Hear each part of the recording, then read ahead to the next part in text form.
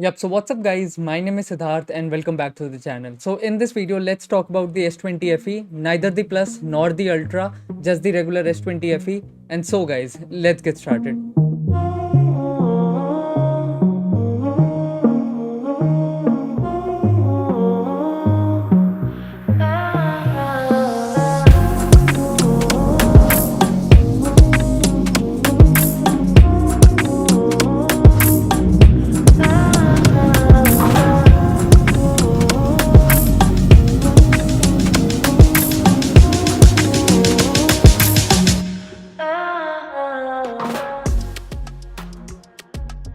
And so, if you are following this channel for some time now, or if you know me personally, then you might know that I've been using OnePlus smartphones for the longest time of my life. Like right from OnePlus 1 and up till OnePlus 7 or 7 Pro, including the 5T and 3T. I've used all these smartphones and I've been an Android user my life till now.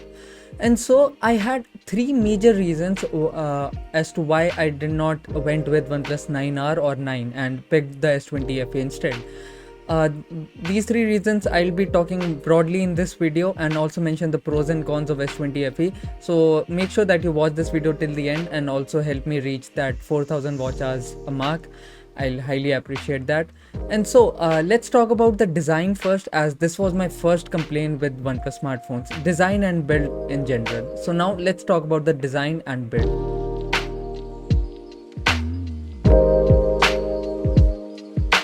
So when you look at the S20 FE, you quickly recognize that this is the same Samsung design philosophy which they use on their Plus and Ultra lineup of smartphones, which is quite functional and industrial at the same time. So to me, the design and build of S20 FE stand out from any of the smartphone at this price bracket because of these three reasons: the IP68 water and dust resistant certification, the plastic back, and the support for wireless charging, and the metal frame.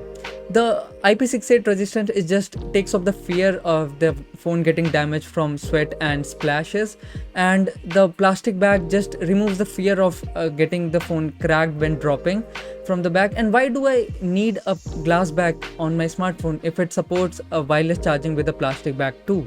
And the metal frame just makes it feel flagship worthy. And to me, these three things just makes S20 FE tick all the right boxes in the section of design and build. And so if you look at the upcoming OnePlus 9 RT also, it still lacks wireless charging at around 40,000 rupees. And so S20 FE just blows all the smartphones at around 30 to 35,000 in terms of design and build.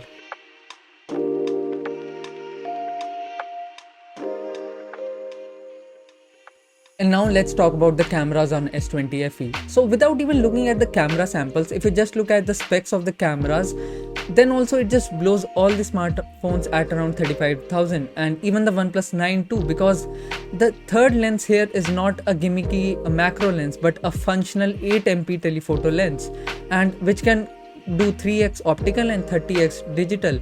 And telephoto lens is not just essential and practical, but also like you find the uses of this lens if you have one. And I've been using this telephoto lens avidly since I got this S20 FE. Like there have been occasions where I had to like zoom 3x or even 4x to get the crisp shot and a clearer shot. So to me, the cameras are just A1 compared to any smartphone in this range, and that was just sufficient for me to consider this S20 FE. And to the front, it has got a like bonkers 32 megapixel selfie, but this is average, and it is somewhat similar to the 16MP IMX471 which you find on every other OnePlus smartphone. And so the camera samples you can see on your screen now, and you can see on your own, but like to me the details and the sharpness on even on the 8MP3x is just mind-blowing. And what else is mind-blowing is a subscription to the channel. So guys, go ahead, hit that subscribe button and just help us reaching that 1000 subscriber goal. And did I mention the video pro mode? Oh my god, I was awestruck with the capabilities that it had with the video pro mode. You can put an external microphone and record videos with crisp voice, and control manual focus, exposure and ISO and all that things which a professional camera lets you do. So a video pro mode is a very nice feature, and more smartphones should adopt this feature.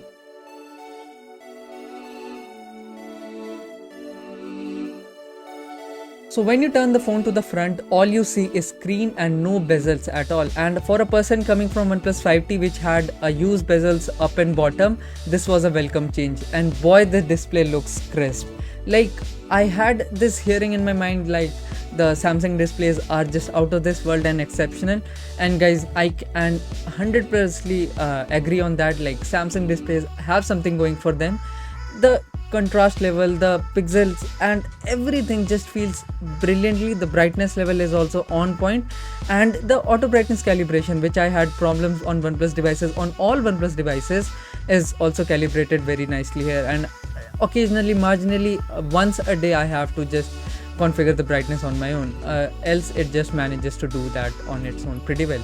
And so the display, the 120 hertz thing, is a big improvement over 60 hertz. And once you use it, you just fell in love with this. Everything, like every app, from Twitter to Gmail to Play Store to Amazon to YouTube, everything just glides over this display. And this, to me, a perfect display of size 6.5 inch. And not to forget, like, the One UI is perfectly customized for this usage. And now let's talk about the One UI and how good it is on this S20 FE.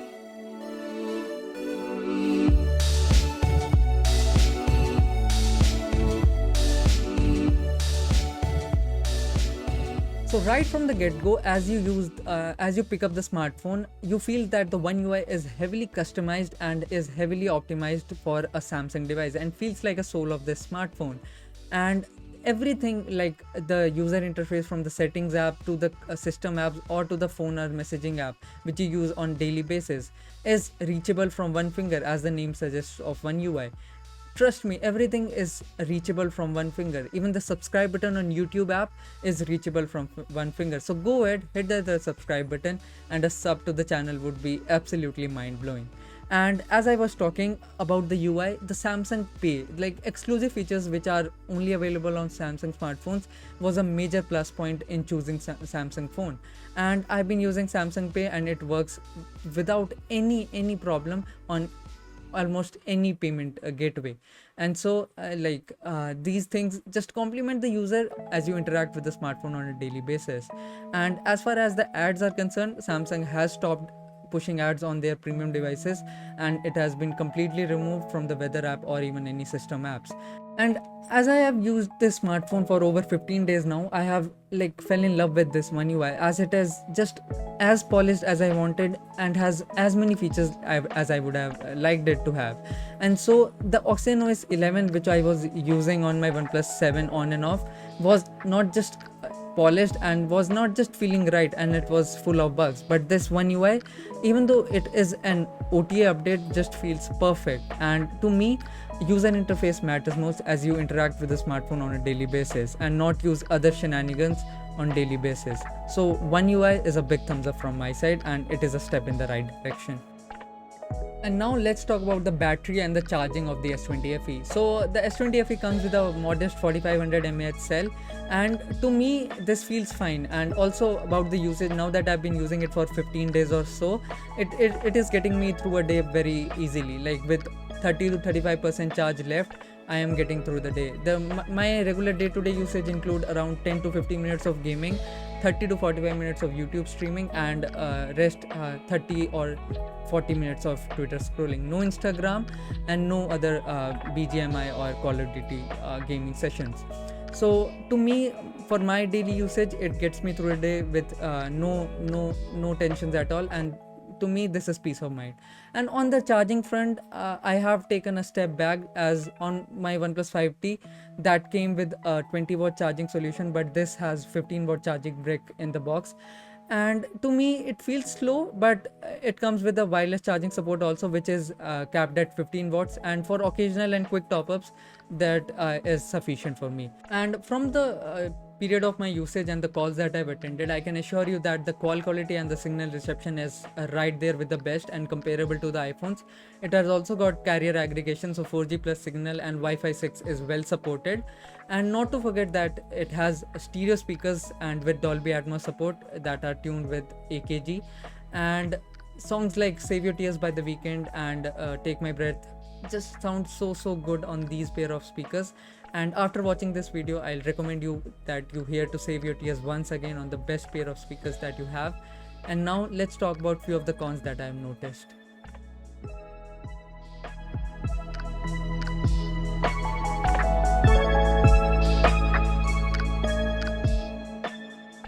And now let's talk about the cons that I have noticed in my usage on this S20 FE.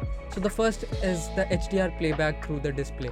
The HDR video playback is not yet supported on Netflix after so many bug fixes and OTA updates.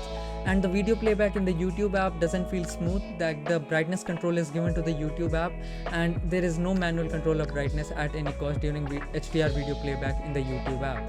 And this doesn't feel like flagship worthy HDR video playback experience. And the second con is about the front camera. Like, it doesn't feel a flagship worthy and like not at all compared with the quality of the rear cameras. Like, the rear cameras are so good that the front camera is straight up inferior in front of them. The 32 megapixel front sensor doesn't output selfies to its potential. And for all the selfie lovers, if you are looking for a smartphone which is very good in the selfie department, this S20 FE does not qualify for that. And the third con that I noticed was the haptic feedback. The haptic feedback is not at all on the premium side and feels cheap. Like, it could have been improved, and if you have felt the haptic feedback of an iPhone or any S21 series of phone, then this definitely feels cheap and feels like a 20,000 phone.